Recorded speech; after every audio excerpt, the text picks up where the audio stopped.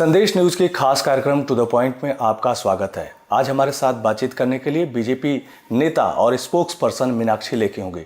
मीनाक्षी लेखी को बीजेपी ने नई दिल्ली लोकसभा सीट से अपना उम्मीदवार बनाया है। मैम, आपका स्वागत है। बहुत बहुत धन्यवाद। मैम, आपसे एक बेसिक सवाल है कि जब बीजेपी ने आपको लोकसभा उम्मीदवार बनाया है, आप देर रात तक फील्ड में रहती हैं, देर रात को आती हैं, फिर सोती हैं और जल्दी जाग जाती हैं, फिर फील्ड में चली जाती हैं। ये पॉलिटिक्स का नया अनुभव कैसा है आपके लिए? नहीं, देखिए, ये अनुभव कोई नया नहीं है, क्योंकि हम लोग जब वकालत में थे तब भी देर रात तक जागकर काम ख़त्म करना, उसके बाद सोना, फिर सुबह उठ के अपने चीज़ें ख़त्म करना, जिस दिन का हिसाब है प्रेशर का। लेकिन अभी जो इसके साथ जुड़े हुए प्रश्न है कि इतने लोग आते हैं, इतने लोग बात करना चाहते हैं, वो सब कुछ, तब जो है वो और साथ में जागना सोना, तकलीफ़ नहीं है, खुशी भी है कि इतना उत्साह है लोगों में कि वो अपने आप को रोकते नहीं है। और जो हमारा ऑर्गेनाइजेशन स्ट्रक्चर है, उसमें हमारे जो कार्यकर्ता हैं वो सब उत्साहित और खुश हैं। तो आपको ये नहीं लगता है कि बीजेपी ने कहीं ना कहीं काफ़ी देरी की है अपना कैंडिडेट अनाउंसमेंट में, काफ़ी कम वक्त बचा है? नहीं, वक्त कम हो ज़्यादा हो, लेकिन जो भी काम है, चुनाव तो ऑर्गेनाइजेशन का है, और ऑर्गेनाइजेशनली हम पहले से फील्ड में तो हैं ही। मैं तो चेहरा हूँ भारतीय जनता पार्टी का, बाकी लड़ाई तो भारतीय जनता पार्टी की है। लेकिन जैसे आपके खिलाफ जो नई दिल्ली लोकसभा सीट से आप लड़ रहे हैं, कांग्रेस की तरफ से अजय माकन है, आम आदमी पार्टी की तरफ से आशीष खेतान है, कितनी कड़ी चुनौती होगी? मैं उनके लिए चुनौती हूँ, ये पक्की बात है, क्योंकि एक जो हमारे सांसद हैं वो कभी अपने क्षेत्र में दिखे नहीं हैं। वो इस क्षेत्र में मतलब बाद में आए हैं रहने के लिए भी, और जो दूसरे उनको कोई जानता ही नहीं है। तो कहीं ना कहीं मुझे लगता है कि मैं तो यहाँ का कोना कोना, गली गली जानती हूँ, और हर जगह पर कोई ना कोई मेरी पहचान वाले लोग रहते हैं, चाहे मेरी ससुराल के हों, चाहे मेरे पीहर की तरफ से हों, और चाहे बच्चों के दोस्त हों, मेरे अपने मित्र हों, वकील हों। तो उस लिहाज से देखा जाए तो इस इलाके में और ख़ास तौर पे दिल्ली में तो मुझे बहुत अच्छी तरह लोग जानते हैं। तो कोई और आज से नहीं जानते, कई बरसों से जानते हैं। लेकिन अजय माकन भी अपने आप को नई दिल्ली का खास बता रहे हैं, और आपको बता रहे हैं कि अचानक लॉन्च की गई है। अचानक वो लोग लॉन्च होते हैं जिनका वर्चस्व नहीं होता। मैं तो ग्राउंड रूट पे बहुत समय से काम कर चुकी हूँ, और हर समय टीवी या अखबार पे रहना भी कोई आवश्यकता नहीं होती। 96-97 से मैं सक्रिय राजनीति में हूँ। और दिल्ली के लिए कांग्रेस ने अपनी पूरी ताकत झोंक दी है। यहाँ पे अजय माकन भी हैं, संदीप दीक्षित हैं, कपिल सिब्बल हैं, कृष्णा तीरथ हैं, जेपी अग्रवाल हैं, मतलब जो भी उनकी टॉप लीडरशिप है, एक तरह से जो अमूमन मीडिया बनी रहती है, वो सारे लोग कैंडिडेट के बतौर उतारे गए हैं।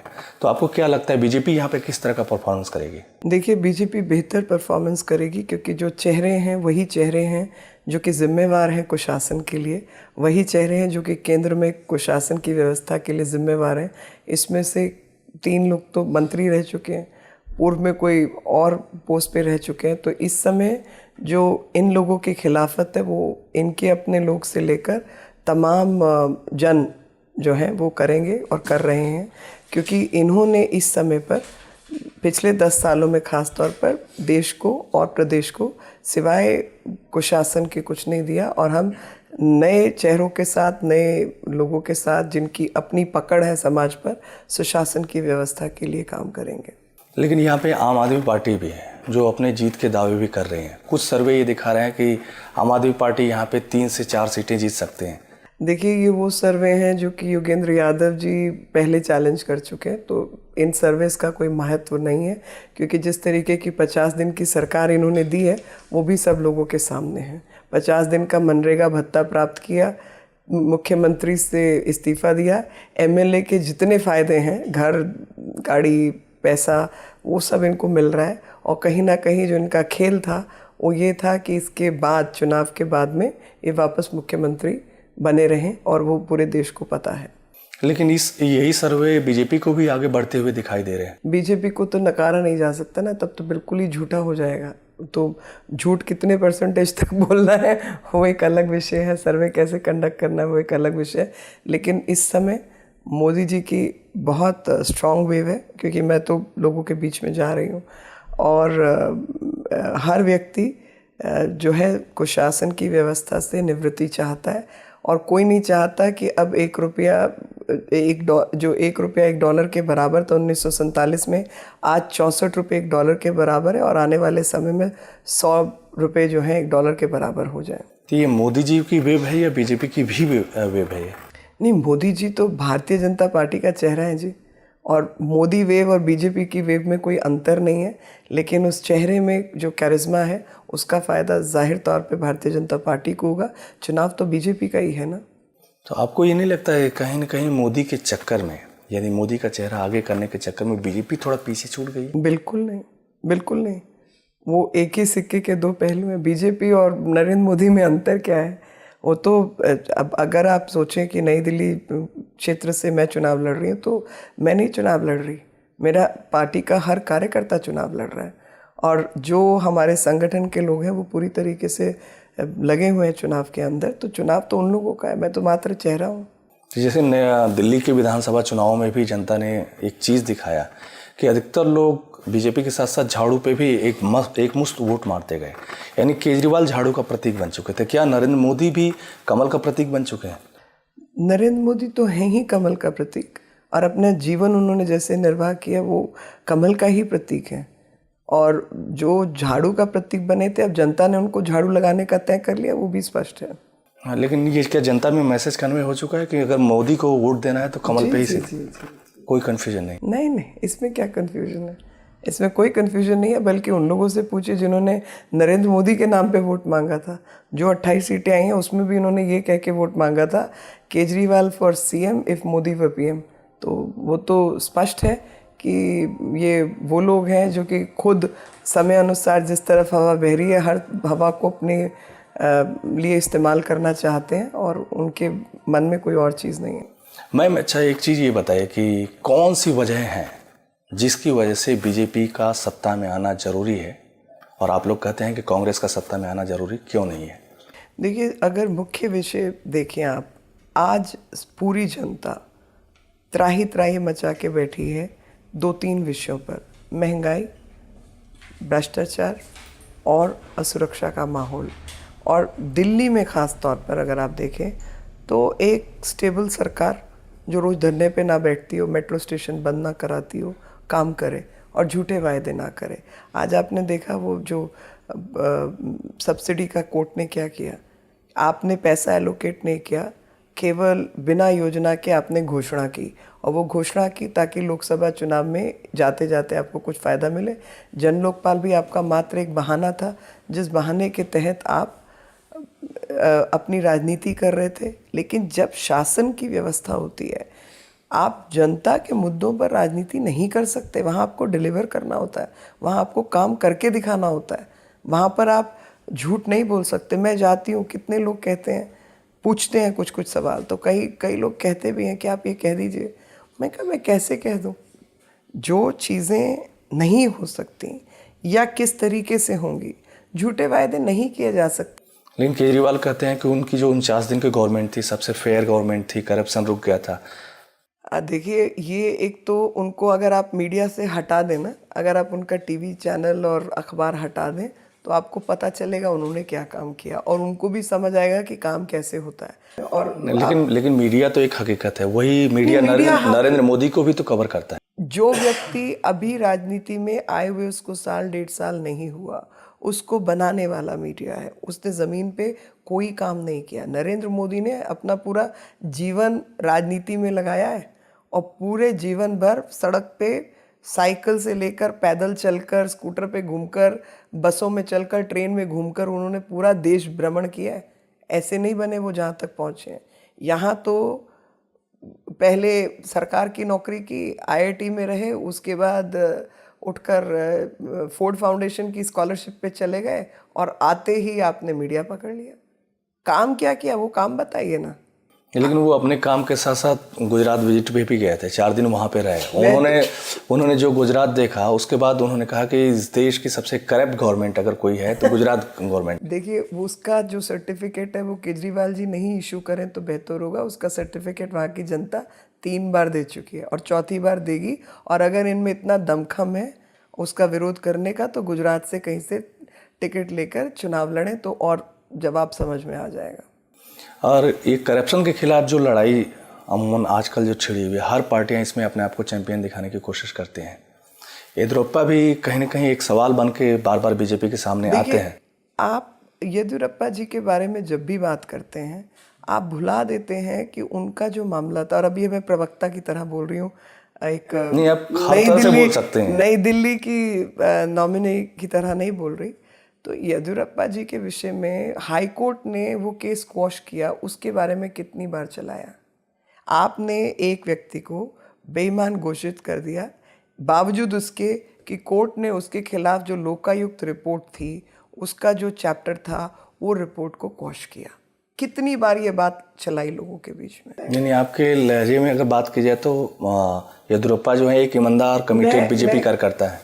ईमानदार, कमिटेड, और वो व्यक्ति जिसने गैर कानूनी खनन माफिया के खिलाफ काम किया है, क्योंकि जो तथ्य हैं वो बिल्कुल अलग हैं। तथ्य ये है कि वो व्यक्ति कभी भी खनन मंत्री नहीं था। एक मुख्यमंत्री या खनन मंत्री होते हुए उन्होंने एक लीज किसी को भी नहीं दी है, किसी को उन्होंने कोई खनन की लीज नहीं दी है। और वो ऐसे व्यक्ति थे जिन्होंने पहले मुख्यमंत्री होते हुए खनन के खिलाफ अपनी पॉलिसी बनाई थी। एक सवाल बाबू बुखारिया को भी लेके होता है कि मोदी मंत्रिमंडल, बाबू बुखारिया के ऊपर भी जो केस है वो अनर्गल है और उस केस की अपील भी पेंडिंग है। नहीं, जैसे कि आप लोग दिल्ली में सोमनाथ भारती का इस्तीफा मांग रहे थे जो आम आदमी पार्टी के मिनिस्टर थे। जी, कैमरे पे थे ना वो, आपने देखा उन्होंने क्या किया। ये लोग जो महिला सशक्तिकरण के नारे लगाते हैं, तो जो शक्ति का स्रोत है उसी को आप असुरक्षित बनाते हैं। जैसे अभी आप सोमनाथ भारती का जब बात आई तो आपने महिला के सुरक्षा और उसकी अस्तित्व की बात कही।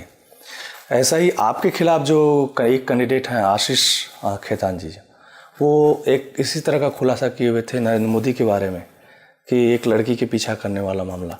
देखिए, किसी व्यक्ति की जो सुरक्षा दी गई उसको आप कह रहे हैं पीछा करना। उस महिला के परिवार ने ये शिकायत नहीं की, उस महिला ने ये शिकायत नहीं की। आप उसके भाई बाप बेटे नहीं हैं। आप ये राजनीतिक हथकंडे के रूप में इस्तेमाल कर रहे हैं क्योंकि आप जानते हैं कि उस व्यक्ति के बारे में भ्रष्टाचार से लेके तमाम विषयों पर कोई आरोप नहीं है और कुछ आपको मिलेगा नहीं क्योंकि उसने कभी किया नहीं और यही उसकी क्षमता है। तो किसकी इमेज कैसे ख़राब की जाती है ये इन लोगों से पूछें। इनसे तो पूछना चाहिए कि आपको हेडलाइंस टुडे ने क्यों निकाला था, उसका जवाब दें। तो क्या आम आदमी पार्टी ने इसी बात का रिवार्ड दिया है उनको? आम आदमी पार्टी और कांग्रेस में कोई अंतर नहीं है। जो कांग्रेस जिसको अपने सामने सीधे रूप से नहीं ले सकती उसको आम आदमी पार्टी के दरवाजे से भीतर भेज रही है कि उसको एक बचाव की शील्ड मिलती रहे और जितने इनके गलत काम हैं उनको छुपाया जाए। तो ये अगर इनके पास मोदी जी के खिलाफ कुछ सीरियस चीज़ होती तो आपको लगता है कि अब तक कांग्रेस बैठी रहती, जो 10 साल से भ्रमित कर करके 2002 चला रही हो, जो नहीं बताती हो कि भैया वहाँ पर जिन इलाकों में 70% मुस्लिम पॉपुलेशन है वो भारतीय जनता पार्टी को वोट देते हैं, जो लोगों के बीच में गलत मैसेज देती हो, जो भुला देते हैं लोगों को कि ना केवल गोधरा ट्रेन को जलाने वाले बल्कि उसके बाद में राइट करने वाले भी खुद कांग्रेस के नेता थे जिनको कोर्ट ने कई भाग गए। कई लोगों को कोर्ट ने उम्र कैद से लेकर मृत्युदंड तक दिया है। जैसे आप सुप्रीम कोर्ट की वकील हैं, यानी एक लॉयर भी हैं, महिला आयोग में भी काम कर चुके हैं और खुद एक महिला है। अगर आपसे व्यक्तिगत लिहाज से पूछा जाए, आपके अनुभव पूछा जाए तो चलिए ठीक है कि उनके पिताजी ने कहा कि उनकी लड़की की सिक्योरिटी की ज़रूरत है, जिस लड़की का पीछा करने की बात आई थी। बावजूद इसके क्या लड़की को पता ना हो, इसके बावजूद अगर मशीनरी लगाई है तो मशीनरी का लगाया जाना ठीक है? नहीं, आपको नहीं मालूम कि लड़की को पता था या नहीं पता था, आपको नहीं मालूम। खुलासे में इसी तरह दिखाया गया। खुलासा कुछ नहीं होता जी। आप किस व्यक्ति से बात कर रहे हैं जो अपना चेहरा बदल कर विदेश भागने की कोशिश कर रहा था, जो व्यक्ति कई तरीके के आरोपों में खुद भ्रष्ट रूप से पकड़ा गया है, वो व्यक्ति जिसके अपना भाई जो है उसने आम आदमी पार्टी ज्वाइन कर ली है, जो कि केंद्र के अंदर गृह मंत्रालय में एडवाइज़र बन के बैठा हुआ था। ये खेल के अंदर कई खेल हैं। तो ये लोग कितने विश्वास के लायक हैं। और जो महिला के विषय में बात करते हैं वो भुला देते हैं कि महिला की, अगर वो विवाहित महिला है आज, वो आपके सामने नहीं आना चाहती, वो अपना एक पर्दा रखना चाहती है, उसका नाम छपवा देना, उसका चेहरा छपवा देना, इससे घिनौने कोई और काम हो सकते हैं। जब नरेंद्र मोदी सरकार में नहीं थे तो वहाँ की माइनॉरिटी यानी मुस्लिम जो थे, मतलब बहुलता आबादी जो हिंदू की आबादी थी उससे ज़्यादा पढ़े लिखे थे परसेंटेज में। अब उनका परसेंटेज कम हुआ है, बल्कि जो मेन पॉपुलेशन वो ज़्यादा हो गई है।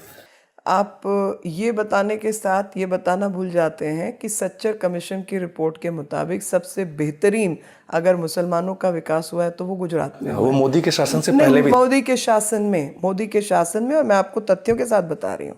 मैं आपको ये भी बता रही हूँ कि यही अनर्गल बातें करते हैं ना, यही तकलीफ यहाँ होती है।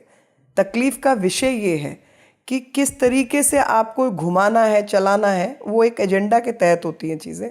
आप बताना भूल जाते हैं कि सबसे अधिक अर्बनाइजेशन अगर है तो वो मुस्लिम कौम के अंदर है। सबसे अधिक जो, मतलब अगर 9.8% मुस्लिम पॉपुलेशन है या कुछ है, तो 12 से 13% पुलिस की नौकरियां उन लोगों के पास हैं। तो ये डाटा जो है, डाटा का इस्तेमाल दोनों तरीके से हो सकता है। एक, रोशनी डालने के लिए विषय पर और उसके ऊपर कैसी नीति और पॉलिसी होनी चाहिए, और दूसरा विषय को भ्रमित करने के लिए। ये क्यों नहीं बताते आप? मीनाक्षी जी, इस समय टिकट कंफर्म किए जा रहे हैं, डिस्ट्रीब्यूशन का टाइम है, लेकिन कई कॉन्फ्लिक्ट भी सामने आ रहे हैं। एक बेल्लारी में श्री राम लुलू को लेकर के सुषमा स्वराज ने एक ऑब्जेक्शन जाहिर किया था और कहा गया कि उनके विरोध को दरकिनार करते हुए भी उसको टिकट दिया जा रहा है। तो इस सब को आप कैसे देख रहे हैं कि क्या करप्शन की जो लड़ाई जिसको बीजेपी लगातार उछाल रही है उसमें कहीं ना कहीं एक दरार है? नहीं, कोई दरार नहीं है। मेजॉरिटी डिसीजंस होते हैं और कुछ चीज़ों का कुछ लेना देना नहीं होता। आप पूछिए ना ऑगस्टा वेस्टलैंड पे क्या हुआ, आप पूछिए बॉफर्स में क्या हुआ, आप पता करें 2G घोटाले में क्या हुआ, आप पता करें कोयला घोटाले में क्या हुआ। जो लोग 60 साल के अंदर 1 रुपये की कीमत 64 रुपये पे ले आए हैं और काले धन के विषय में बात नहीं करते, जिसमें नई वाली पार्टी भी शामिल है, वो लोग इस तरीके की बात ना करें तो बेहतर है। जिन लोगों तो बहुत इम्पोर्टेंट तो रखती है। आप मेरी बात सुनिए, मुझे आपकी शक्ल नहीं पसंद, मैं लिख सकती हूँ ना कि मुझे आपकी शक्ल नहीं पसंद, जो सही गलत जो भी हो, लेकिन किसको मिलना चाहिए? अगर मेजॉरिटी डिसीजन है तो मेजॉरिटी डिसीजन है, और जो भी निर्णय लिए जाते हैं वो निर्णय मेजॉरिटी के तहत लोकतंत्र के माध्यम से लिए जाते हैं और वही लिया गया है। एक सवाल आप लोगों पर और भी खड़ा हो रहा है कि बीजेपी की तरफ से चैनल्स को पैसे बांटे जा रहे हैं, केजरीवाल ऐसा आरोप लगा रहे हैं। केजरीवाल से पूछिए हमारे चैनल फिर आपको कवर क्यों करेंगे, इसका जवाब दे दें। और आपको कवरेज मिल रही है तो आपने कितना पैसा दिया वो भी बता दें। और एक और बात है कि जैसे नरेंद्र मोदी को वाराणसी से अपना लोकसभा कैंडिडेट बनाया है बीजेपी ने, बनाने के पीछे एजेंडा क्या है? क्या बीजेपी को मिशन 272 का जो लक्ष्य पूरा करने के लिए वाराणसी से लड़ना एकदम जरूरी था, वहाँ से जीतना बहुत जरूरी है? नहीं, देखिए, जो वाराणसी की जियोग्राफिकल लोकेशन है वो ऐसी है कि वो तकरीबन 80 सीटों को अफेक्ट करता है। वो पूरा पूर्वांचल का एक केंद्र है, जिसमें पश्चिम बिहार भी, तो मतलब पूरा का पूरा बिहार, उससे बहुत बड़ा हिस्सा कवर होता है, उत्तर प्रदेश का बहुत बड़ा हिस्सा कवर होता है। उस लिहाज से अगर मोदी जी चुनाव लड़ते हैं वाराणसी से, तो वो एक केंद्र के स्थिति से जिसका इम्पैक्ट बहुत बड़ी सीटों पर पड़ने वाला है, वो महत्वपूर्ण हो जाता है। लेकिन जैसे जैसे बीजेपी ने भी कैंडिडेट अनाउंसमेंट हुआ बीजेपी की तरफ से, वैसे वैसे उसके विरोध भी बहुत ज़्यादा हो रहे हैं।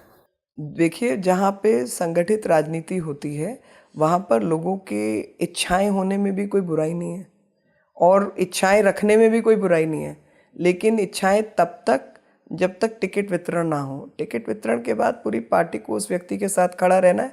आपकी इच्छा जो है वो पार्टी से अधिक प्रबल नहीं हो सकती, ये मैं मानती हूँ। कि मतलब मेरे को टिकट मिल गया नई दिल्ली से, लेकिन अगर किसी और को मिला होता तो मैं उसके चुनाव में उतना ही काम करती। इसी तरह अगर नरेंद्र मोदी पे भी बात की जाए तो क्या पार्टी से आगे जा चुके हैं नरेंद्र मोदी? पार्टी से आगे क्या होता है? बिना पार्टी के मोदी जी नहीं है और बिना नरेंद्र मोदी के पार्टी नहीं है आज, ये ज़रूर है। तो अगर कमल के फूल पर मोहर लगेगी तभी नरेंद्र मोदी जी भारत के प्रधानमंत्री बनेंगे, और अगर नरेंद्र मोदी जी भारत के प्रधानमंत्री बनेंगे तभी इस देश निर्माण यज्ञ का हवन शुरू होगा। तो आपको नहीं लगता है कि मतलब आजकल चेहरा पॉलिटिक्स ही बहुत ज़्यादा आगे हो गई है? उसमें जैसे कांग्रेस की बात करें तो राहुल सोनिया है, बीजेपी की बात करें तो नरेंद्र मोदी है, वैसे आम आदमी पार्टी की बात करें तो अरविंद केजरीवाल। सोनिया को आप नरेंद्र मोदी से मिला रहे हैं? जो चेहरा पॉलिटिक्स की बात कर रहा हूं, मोदी से मिलाने की बात भाई चेहरा तो आपका टीवी है, अखबार है, काम है, मुख्यमंत्री हैं 3 टाइम के, आप उनको उनसे मिला रहे हैं? क्या क्वालिफिकेशन है श्रीमती सोनिया गांधी जी की सिवाय राजीव गांधी की पत्नी होने के अलावा? बताइए मुझे उनका क्या योगदान है राजनीति में। आप मुझे बताइए राहुल गांधी का क्या योगदान है, उन्होंने कितने बेहतरीन काम करके दिखाए। वो तो मेंबर ऑफ पार्लियामेंट रहे जिसमें उनका 30-32% से अधिक उनकी उपस्थिति नहीं है पार्लियामेंट में। आप उसका मुकाबला 3 टर्म मुख्यमंत्री से कर रहे हैं जिसने उससे पहले ऑर्गेनाइजेशन का सारा काम किया हो। क्या बात कर रहे हैं आप? चलिए अब वो क्या अंग्रेजी में कहा जाता है चॉक एंड चीज, मतलब उनको आप कंपेयर नहीं कर सकते। चलिए कंपेयर नहीं करेंगे। अगर नरेंद्र मोदी इस देश के पीएम बनते हैं तो देश में क्या बदल जाएगा?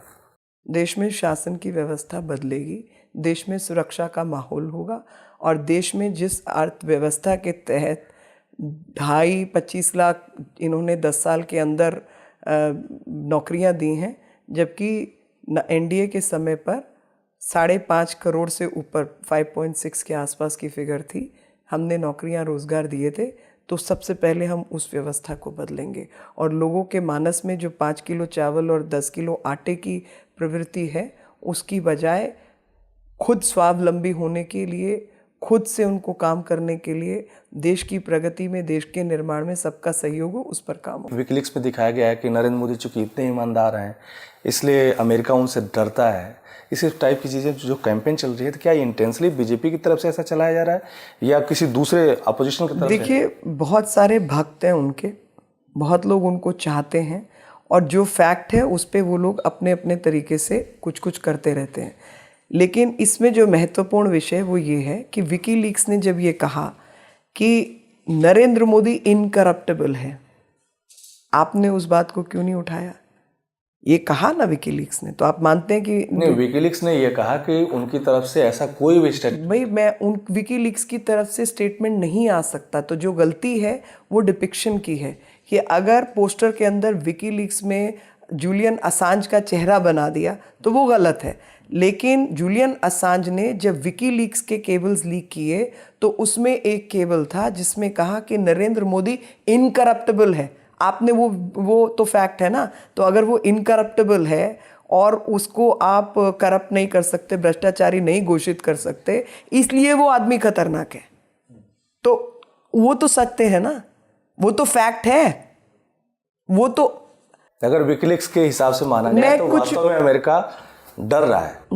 मैं अरे डरे ना डरे क्या फर्क पड़ता है? देश की प्रधानमंत्री कैसा हो ये देश की जनता तय करेगी, अमेरिका तय नहीं करेगा और कोई और देश नहीं तय करेगा। और अगर वो लोग अब तक के प्रधानमंत्री तय करते आए हैं तो समय आ गया है कि विकीलीक्स या कोई और तय नहीं करे, भारत की जनता तय करे कि उनको कैसा प्रधानमंत्री मिलना चाहिए। यानी कहीं ना कहीं सर्टिफिकेट की जरूरत है? किसी सर्टिफिकेट की जरूरत नहीं है, यही मैं कहना चाह रही हूँ।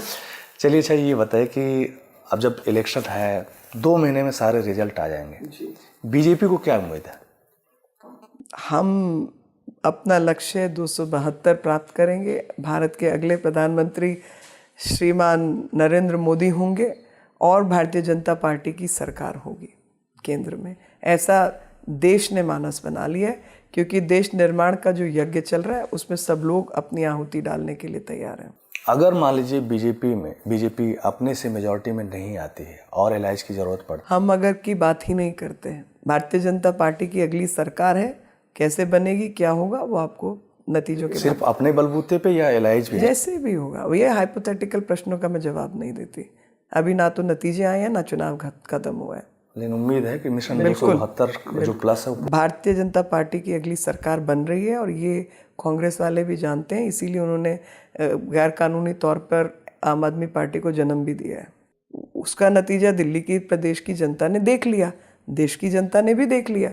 और क्योंकि उनका जो कॉन्ट्रैक्ट था वो था ही नरेंद्र मोदी रोको अभियान और कांग्रेस बचाओ अभियान, तो उस परियोजना के तहत जब कांग्रेस बचाओ परियोजना चल रही है, जिसमें धारावाहिक का हर एक नया एपिसोड हर रात को 9 बजे सबको देखने को मिल भी रहा है, यानी आम आदमी पार्टी कांग्रेस की ही जन्म दी हुई। बिल्कुल है। तो पहले दिन से कहती हूँ, मैं तो इनको तथ्यों के आधार पर कह सकती हूँ। ये सारे लोग एनएसी की उपज से पैदा हुए हैं और एनएसी के बाद ये लोग जब काले धन का विषय आया तो उसको भ्रष्टाचार पे ले गए, भ्रष्टाचार का विषय आया तो उसको जनलोकपाल पे लाके रोक दिया, उसका विषय आया तो नई पार्टी खड़ी कर दी। मैं तो पहले दिन से कह रही हूँ, 2011 से मैंने सारा मूवमेंट देखा है।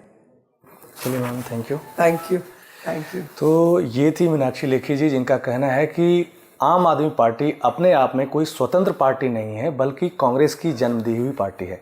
इसके साथ ही मीनाक्षी लेखी ये भी कह रही हैं कि जो लोकसभा चुनाव हो रहे हैं उसके परिणाम कहीं ना कहीं बीजेपी के ही जो मिशन 272 का जो लक्ष्य है उसको ही पूरा करते हुए दिखाई देंगे। तो आज के कार्यक्रम में बस इतना ही। अजय यादव को दीजिए इजाज़त और देखते रहिए संदेश न्यूज।